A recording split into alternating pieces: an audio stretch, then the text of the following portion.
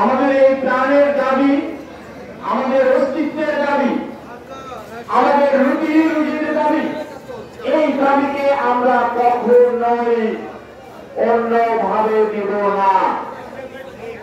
আমাদের এই অঞ্চলে মামাদের মানুষের নেতা, এই অঞ্চলের সাধারণ মানুষের অধিকার নিয়ে যিনি কথা বলেন, এই অঞ্চলের কৃতি সন্তান রাজবাড়ী 1 আসনের সাবেক সংসদ সদস্য জনাব আমিনুল মাহমুদ খোয়েবের নেতৃত্বে এদের রক্ষা যে কমিটি হয়েছিল, সেই কমিটি আবার উজ্জীবিত হবে। আমরা আমাদের নেতার নেতৃত্বে রাজবাড়ীতে দুর্বার আন্দোলন গড়ে তুলব।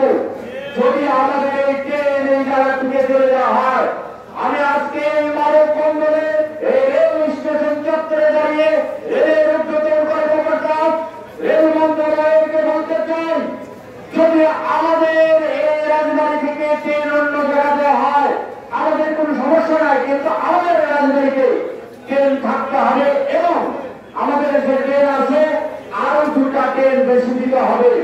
এটা আমাদের রাজবাড়ির সমস্যা নাই। কিন্তু কোন চক্রান্তে ওই ফাঁসির শেখ হাসিনা সরকারের দালালরা 5ই আগস্টের আগে যে দিন নকশা করে ওই গোপালগঞ্জের উপর দিয়ে যে ট্রেনের ব্যবস্থা করে গিয়েছিল, আজকে সেই 5ই আগস্টের শহীদদের রক্তের উপর বেইমানি করে কিছু অসাধু কর্মকর্তা যারা এই জায়গা থেকে ট্রেন ওই গোপালগঞ্জের দিকে নিয়ে যেতে চায়, তাদেরকে উদ্দেশ্য করে বলতে চায়, আপনারা সন্তান হয়ে যান, রাজবাড়ির জনগণ আপনাদের ক্ষমা করবে না।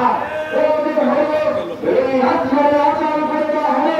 রাজবাড়ি থেকে পুরো একটা ট্রেন এই রাজবাড়ি স্টেশন পার হতে দেবে না রাজবাড়ির সাধারণ মানুষ। বন্ধু আমার, তাই এখনো সময় আছে। আমি উদ্যোতন কর্তৃপক্ষকে বিশেষভাবে অনুরোধ করছি, আপনারা যদি এমন কোনো সিদ্ধান্ত নিয়ে থাকেন